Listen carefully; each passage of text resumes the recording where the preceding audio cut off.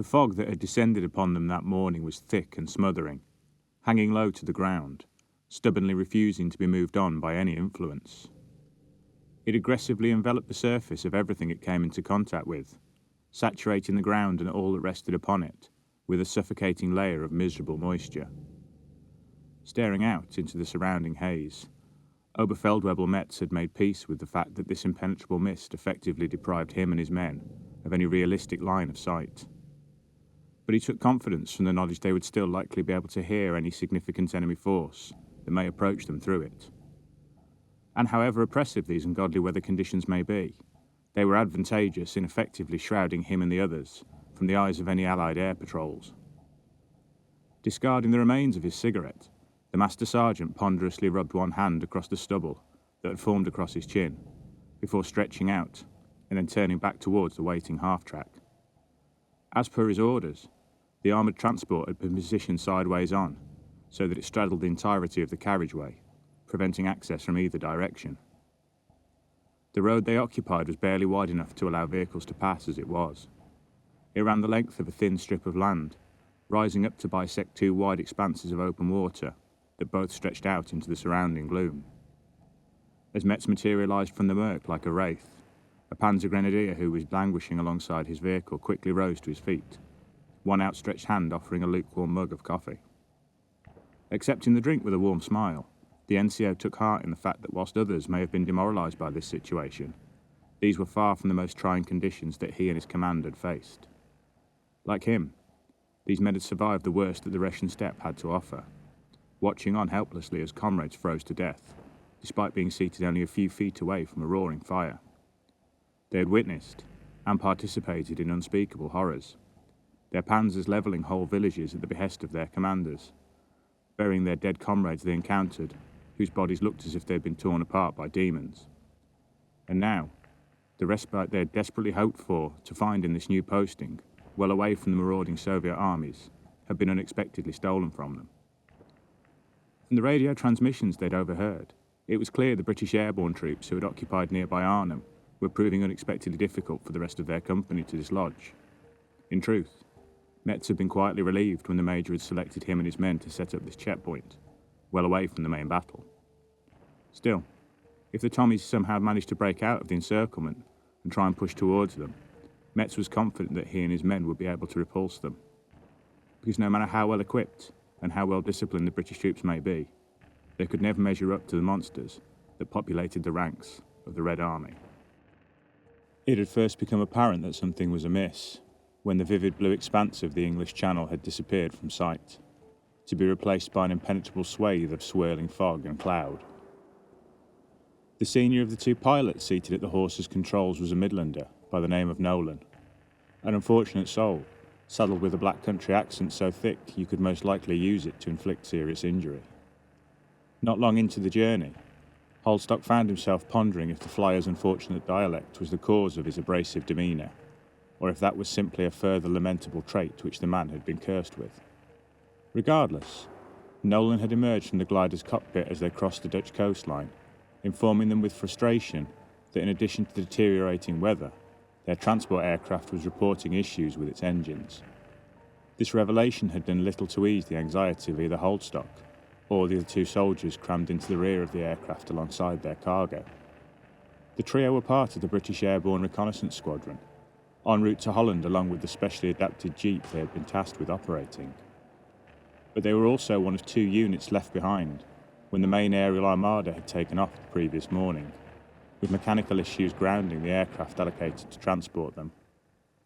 They had no real idea how the rest of their squadron, or indeed the wider British force that had occupied Arnhem, were faring, and were eager to join up with their unit, having been relocated to today's airlift of reinforcements. At the same time, a multitude of possible pitfalls and failures ran wild through the mind of each man. Fates such as being knocked out of the sky by anti-aircraft fire, or machine-gunned as they landed in an overrun drop zone. For the next hour, they flew on in silence, each man wrapped up in his own doubts and fears, until a dull metallic sound came from the front of the aircraft, which suddenly pitched downwards and to the right. A litany of colourful oaths erupted from the cockpit, before Nolan forcefully intoned that he'd been forced to detach early from the transport, which had now suffered a catastrophic engine failure.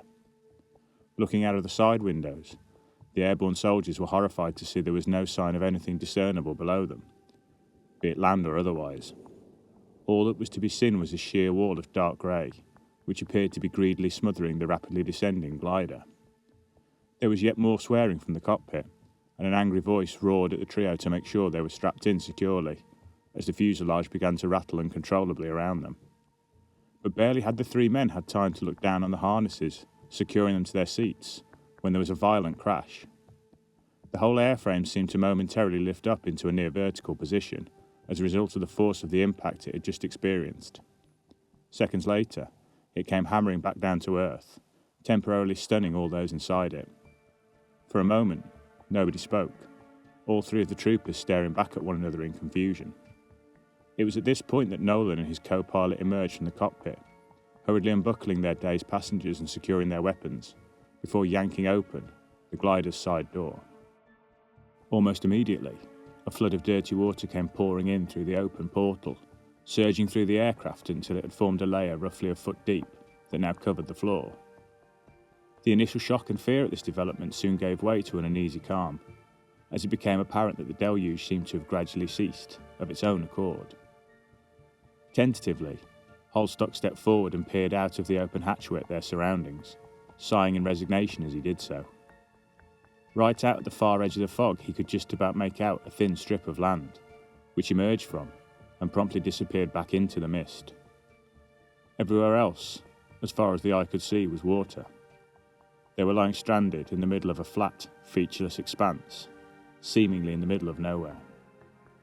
Behind him there was a sudden commotion. One of the troopers, Benson, was berating the pilots, demanding to know what sort of buffoon chose to land a plane in the middle of a dyke. Nolan had countered that he had not been able to see any terrain at all until the last moment, and the soldiers should thank themselves lucky he had managed to pull the control column back hard enough for them to land at all. The abuse travelled back and forth between the pair for a minute or two, before Holstock stepped in, ordering them to be quiet. There were more pressing matters to attend to.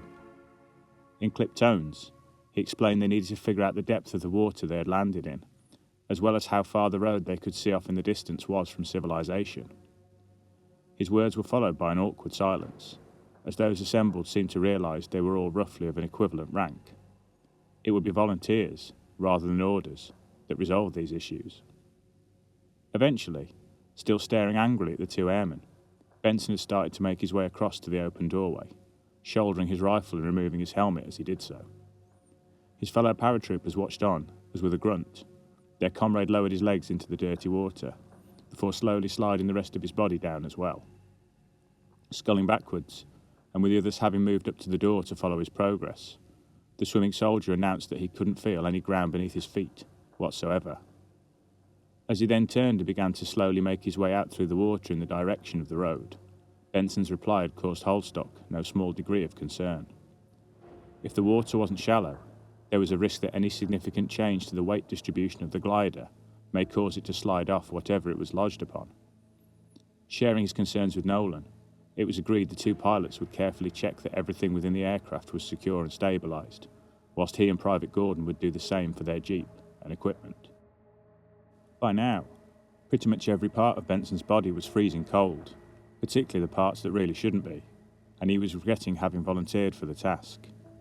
But everything about the sullen Midlander was proving irritating to him, and so he had resolved it would be better to keep himself busy, rather than be drawn into petty games with the mouthy pilot. He paddled on, both his soaking uniform and the rifle strapped across his back seeming to grow heavier and heavier as he did so, and then suddenly, something hard brushed against his right leg.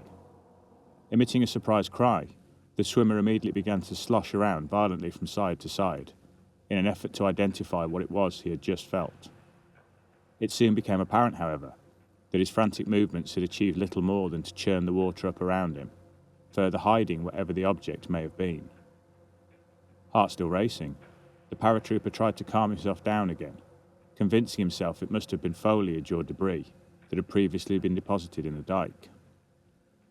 Having heard the panic cry, Gordon had moved over to the open glider door, calling across the rippling waters to see what the problem was. With a wave of his arm, Benson shouted back it was nothing, and was just about to resume his slow journey when he immediately stopped himself. About 25 metres away, obscured by the heavy fog that surrounded it, there was a dark object floating in the water. As he squinted into the swirling mists, the British soldier suddenly realised it appeared to be a figure of some kind, with a head and shoulders discernible just above the waterline. Unsure if he was being spied upon by a soldier or civilian, Benson remained perfectly still, awaiting some form of challenge from the watcher. But none came, the figure instead maintaining its position floating just inside the cover of the fog bank, silently surveying him. For the briefest of moments, it almost seemed as if it were watching him with eyes that were generating some form of soft blue glow, before it was then gone. Turning to see that his fellow trooper was still stood at the glider doorway watching him, Benson shouted back, asking if he'd seen the figure. Mystified, Gordon was about to reply, when he suddenly saw two mottled grey arms shoot up from the water, directly beneath Benson. They gripped hold of the startled soldier tightly, whipping him straight down below the water, leaving only an expanding pool of ripples to signify where he had just been. With a shriek of horror, Gordon stumbled backwards, falling down amidst the water that covered the glider floor, fumbling for his rifle as he did so. As the others hurried across to him, the terrified trooper began to gabble incoherently, trying to convey what it was he had just seen, but making little real sense. Rising to his feet, Holstock slowly made his way across to the door, peering out across the water for any sign of the missing man, but there was nothing. He turned back to approach Gordon, trying his best to soothe the frightened soldier. Gradually, the hyperventilating trooper then began to calm a little. As he did so, he began to describe the incident, explaining how the mystery attacker's arms had come shooting up from the waters beneath Benson. But with the attention of the three men now fixed upon him, none of the trio detected the waterlogged monstrosity that had now hauled its way up into the cabin behind them until it was far too late. The first indication of the attack was a shrill scream from the co-pilot as a pair of damp and decaying arms suddenly wrapped themselves tightly around his chest. Holstock turned to catch a glimpse of a horrifying undead figure, clad in a tattered and aging military tunic, hauling the struggling airman backwards before they both disappeared out of the open hatch, deep into the depths of the murky water outside. For a few moments, all three men remained exactly where they were inside the glider's interior, staring in shock through the open door as the water outside once more settled back down to an unsullied and glassy sheen. Nolan swore, loudly and violently, unholstering his service pistol and demanding to know if either of the airborne troopers had ever witnessed anything of the like before. Having helped Gordon back to his feet, Holstock once again cautiously approached the doorway. Rifle raised, he stared out into the fog, scanning the waters around them for any sign of movement. There, 100 or so metres away, a solitary outline floated in the water, returning his gaze. Something that resembled a human, but only slightly, its upper body overlaid with a thick layer of vines and weeds. As the paratrooper stared nervously across at the being, its eyes suddenly emitted a short burst of pale blue light. With a gentle movement, it then moved backwards into the mists, as if sensing his growing intent to fire upon it. Almost immediately, a rotting hand rose up from the water at the foot of the doorway, clamping itself down firmly on the wooden sill that was there. Holstock tumbled backwards in shock, as another appeared alongside it, a decaying nightmare that had long ceased to be human, levering itself up slowly and inevitably towards him. Several bullets from Nolan's pistol tore right into the face of the leering intruder, their momentum sending it falling backwards into the water moments later. But as its broken remains descended down out of sight, other forms now began to rise up from the depths, numerous cold and lifeless arms, reaching out eagerly towards the waiting aircraft fuselage. The British soldiers could see that the corpses wore a range of quite different tattered garments, almost seeming to span the ages. Several were outfitted in what were clearly military tunics, some dating back to the days of the French Republic. Others were adorned with the remnants of uniforms that seemed even older. There were civilians in varying dress, as well as several figures clearly wearing modern German army greatcoats and helmets. But all possessed the same dead-eyed and silent stare, the parts of their bodies visible beneath their torn clothing, a mixture of rotten grey flesh and green-tinted bone. In a heartbeat, the three men were at the doorway, slamming it shut and securing it tightly. As they did so, The sounds of hammering and banging on the fuselage commenced, as the undead tried to force their way inside. Breathlessly, Holstock summed up their options. To try to swim for it was clearly a death sentence, but remaining inside their floating prison seemed to offer little additional hope of salvation. He hurriedly explained to the others about the figure he observed, further out in the water, how it seemed markedly different to these other creatures, and almost seemed to be controlling or commanding them. If they could somehow neutralize that being, then potentially that might improve their chances of taking on the animated corpses, now laying siege to their glider. But as he spoke, the scratching and clawing at the door became more insistent, a set of sharp and bony fingers slashing their way in through the glider's meagre fabric exterior. Holstock yelled that their best hope would be to cut a hole in the glider's ceiling, enabling one of their number to climb up onto the top of the aircraft in order to gain a clear line of sight at the strange entity. As greying hands began to poke and punch their way through the fuselage, the paratroopers unsheathed their bayonets, clambering onto the jeep and soaring away methodically at a small section of roof. An upper torso with the probing arm of a long-dead French dragoon pushed its way in through a torn section of wall, prompting Nolan to calmly empty the remaining ammunition from his revolver into it. The creature was sent tumbling backwards, but in a moment, another one dressed in a tattered farming overall had taken its place, thrusting itself inside, widening the grown breach as it did so. With a growl of frustration, the Midlander stepped forward, unfastening a Bren gun that was strapped to the side of the jeep and taking aim at the expanding hole in the hull. A hail of bullets angrily punched their way out through the side of the glider, tearing and shredding apart the monsters that were outside clinging to it. Dropping the empty weapon to the ground, the pilot turned and hurried back towards his flight seat, where he'd left his pack and rifle at the point they'd landed. But as he stepped into the cockpit, the whole aircraft unexpectedly started to pitch forwards, before eventually stabilising itself at a new downwards angle. The momentum of this sudden manoeuvre caused both paratroopers to fall from the jeep into the waterlogged cabin below, while simultaneously pitching the pilot forwards against his controls. Jim Nolan had experienced little in his life that was not untainted by some form of anger. What few memories remained of his childhood were filled with bitterness and the resentment towards his mother, who had fled her abusive husband. Her sudden and desperate departure had left him at the mercy of the bullying drunkard, resulting in countless savage beatings, from which there seemed no means of escape. The rather public failure of his parents' marriage had served as the basis for further torment, inflicted on him by the other children he had grown up around in his hometown of Dudley. And this abuse had only worsened when his older brother was arrested for the murder of a gypsy girl, leading to an ongoing vendetta with her wider family. On leaving home, Nolan had gone on to attain little in the way of peace, falling in with a local gang. His teenage years were defined by a series of running battles with local rival groups, hailing from Bilston and the Lost City. He'd been angry at the women who had slept with him, but then teased him for his accent, and his superiors in the army, who would look down on him as thick and stupid for his strong dialect and practical mannerisms. He stood now, staring out of the cockpit window at a mass of clawing hands. As they hammered away and cracked the glass in an effort to reach him, he yet again felt a burning rage consume him.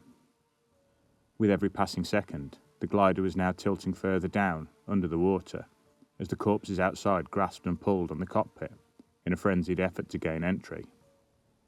As behind him, the two paratroopers picked themselves up from the floor in order to resume their attack on the ceiling, the pilot turned and silently bolted the cockpit door shut. He reached down into his pack, removing the knuckle duster that was secreted inside, before slipping the weapon over the fingers of his left hand and unsheathing his bayonet with the right.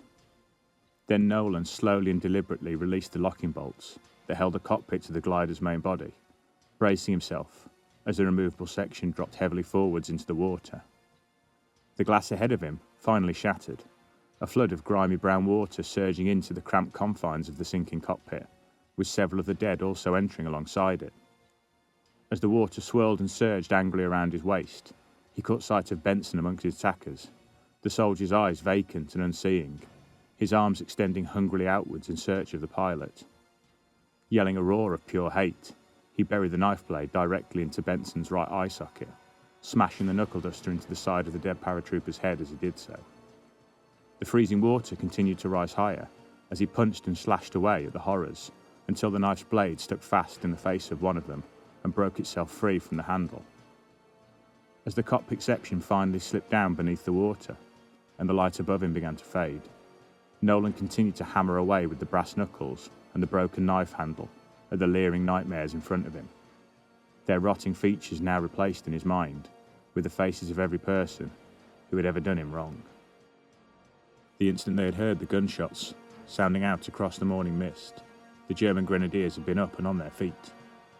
Weapons raised, they quickly took up prearranged positions to cover either end of the road, searching carefully for targets. Metz stood silently amongst them, his pistol drawn, before he span round to face the western end of the road. A continuous burst of machine gun fire now sounded off somewhere away in the distance.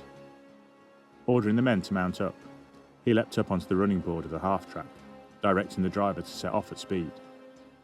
The transport shot forward, and hardly seemed to have travelled any real distance at all, when one of the men atop it cried out for them to stop, pointing off out into the dyke beside them. Metz turned to catch sight of a British glider lying out in the middle of the waters.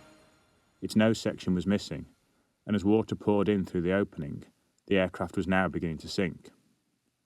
As he dismounted, ordering his men to take up covering positions, he was shocked to see what appeared to be figures rising up from the water that surrounded the aircraft. Reaching for his binoculars, the NCO's heart suddenly froze as he realised these were not survivors of the crash. They were something markedly different in nature. Metz was still trying to process the sight of the moving corpses, some clearly with portions of their upper body missing, when there was a shout behind him. He turned to see that something adorned in a rusting metal helmet and breastplate had emerged from the water nearby and was staggering slowly towards them. The grenadier standing closest to the approaching monster was Gerber, the former gravedigger, that was now as handy with a Schmeiser as he had once been with a shovel. Seemingly ignoring the more horrifying aspects of his attacker's appearance, Gerber calmly took aim before firing a short burst from his weapon directly into its approaching body. The bullets immediately tore straight through the creature's decaying armour, disappearing out and away behind it, seeming to have no visible effect. Unperturbed, the strapping grenadier had shrugged slightly, before reversing the machine gun and using it to smash the corpse's head clean from its shoulders. More monstrosities now emerged from the cold, calm water, their jaws open and expectant, clawed fingers reaching out to take hold of the nearby German soldiers, taking them in a cold, dead embrace. With a shake of his head, Metz stepped forward to meet them, ordering his men to do what they did best, to send these monsters they faced straight back to whichever corner of hell they had come from, as they had always done. Helping Holstock up onto the jeep, Gordon turned to see several shambling figures had successfully hauled themselves up through the gaping hole where the missing cockpit had once been bolted. With each new monster that clambered aboard, the glider began to settle further down into the water, threatening to once again tip the two soldiers off balance, straight into the outstretched arms of the advancing intruders. Seeing that Holstock had by now managed to finish sawing a hole of sufficient size to allow escape, the younger of the two men shouted at him to go, to do what he needed. The first of the approaching monsters, dressed in the grey uniform of a Wehrmacht field gendarme, was by now only a few feet away, a leather-gloved hand eagerly stretching out to take hold of him. With a panicked cry, Gordon took hold of the Vickers machine gun, bolted to the passenger seat, and released the safety catch. Moments later, the interior of the sinking aircraft was filled with deafening gunfire, as the machine gun's twin barrels unleashed hell upon the tightly packed horde of monsters. But as the surging mob was scythed down like chaff, there was a horrifying snapping sound. Already damaged by the impact sustained during the glider's crash, the loading straps securing the jeep in place finally gave way, unable to cope with the weapon's violent vibrations above. Frozen with shock, Gordon could do little more than continue to grip the weapon tightly as the vehicle began to roll towards the opening in the hull, directly into the shambling and stumbling mass before it. Some of the creatures fell, or were caught underneath the jeep's wheels as it steadily gathered speed on its fateful journey down towards the open hatch. But several doggedly clung onto the side of it, haulming themselves aboard, taking hold of the panicking passenger in a near-loving embrace. Moments later, the jeep and all on board it passed over the edge of the glider and dove deep down into the water, instantly silencing the desperate screams of its only living passenger. With the rifle strapped across his back having temporarily impeded his progress out through the hole, Holstock barely had time to haul himself clear before the jeep set off below him. Clambering up, he heard Gordon's screams travelling through the aircraft interior below him before there was a loud splash, followed by a sickening silence. At the same time, the drastic loss of weight caused the glider to drop back down into the water.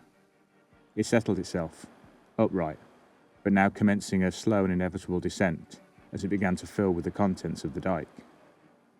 Trying to drown out the memory of Gordon's final terrified cries, the surviving paratrooper frantically searched the surrounding fog for any sign of his quarry. Seconds later, a fleeting flash of bright blue light betrayed the entity's presence as it once again began to drift backwards, out of the range of his weapon. Feeling the sinking aircraft's descent increasing in speed, Holstock shouldered the rifle and let off several rounds, flinching as the heavy weapon recoiled sharply with each passing shot. But none of the flying bullets came close to his target, either ricocheting off the water's surface or disappearing into the fog around it. As the water began to rise and creep up around him, Holstock screamed aloud, in a mixture of anguish and frustration, rising to his feet and firing off his 2 remaining rounds into the mists. Several hundred metres away, stepping over the rotting corpse he had just felled, Oberfeldwebel Metz spun round in an effort to identify the source of the rifle fire. Spying a lone British soldier, stood atop what still remained of the glider above the water, he witnessed a paratrooper firing his rifle at something off in the distance. Once again raising his binoculars, he spied the man's target, a scum-infested creature possessing blue eyes, floating well away from the destruction. Immediately comprehending the logic of the lone British combatant's actions, Metz turned, roaring a command to one of the grenadiers stood towards the rear of the half-track. Seconds later, the nominated Lanza was hurrying towards him, breathless and struggling under the weight of the Panzerschreck he'd been ordered to retrieve. Roughly handling his grenadier by the shoulders, the Master Sergeant swung him round, pointing off into the fog and barking out the target's size and range. As another of the dead was cut in two behind him by a burst from a machine gun, the soldier knelt down on one knee to take aim. Moments later, the weapon's 88mm rocket was in flight, disappearing off into the gloom. The thick fog band was illuminated seconds later with the burning carnage of its detonation, before there was a further explosion after, one much brighter this time, and tinged with a brilliant blue hue. Almost immediately, the corpses that had been reaching and grasping for them only moments before lay in heaps on the floor. The foul stench they had produced, almost as repugnant as the stale fluids that now oozed from them. Holstock was preparing to leap up and away from the sinking aircraft when the rocket had suddenly screamed across the dyke just off to his side. The next second, a cold grey hand had gripped him firmly by the ankle, pulling him deep down under the surface, only to then instantly release him. When he broke the water, all around was empty, as the decaying bodies of his attackers slowly descended back down into the depths from where they'd come. Setting off at a pace, the paratrooper began to swim across to the road, where the half-track and its occupants stood watching him. But after a few metres, there was a sudden explosion of water and foam to his side, as a dark figure lanced up from beneath the surface. Lashing out violently and fumbling to free his blade, it took a few moments for Holstock to register the figure's desperate pleas. The fact they were interspersed with coarse language made them even less clear to understand. Nolan's face was covered in a patchwork of bloodied welts and scratches, his uniform torn and bloodied, but he was alive, and apparently still as cheerful as ever. It took several minutes for the two soldiers to reach the shore, where they found several machine pistols levelled at them as they dragged themselves up onto dry land. Metz stood and surveyed the sorry pair, unable to resist a slight smirk at their beleaguered state. It was this sarcastic smile that had prompted the shorter of the two Englishmen to begin ranting at him. Although he could speak clear English, the German soldier found himself unable to understand a word the man was saying, albeit the tone and hand gestures made the general message relatively clear. Ignoring the apparent abuse being levelled at him, he instead turned to the quieter of the two, asking if there was anything that he and his men could do to assist. Cigarettes were exchanged, and after a brief conversation, the German NCO had made up his mind. Pointing off to the west in the direction of Arnhem, he advised the pair the battle there was not going well for their comrades. But if they were to head south, in the direction of Ressen, there were reports that Allied forces had successfully crossed the Wall River and were heading north. Then he saluted the two and watched on as they walked off away from his command, their dejected figures duly swallowed up by the morning mist.